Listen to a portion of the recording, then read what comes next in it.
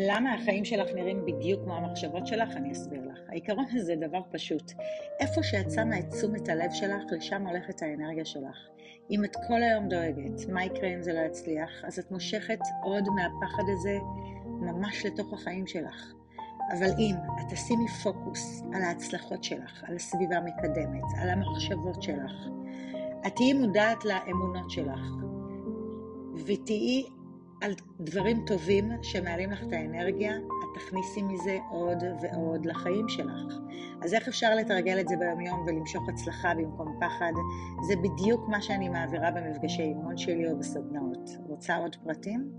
פשוט תשלחי לי הודעה.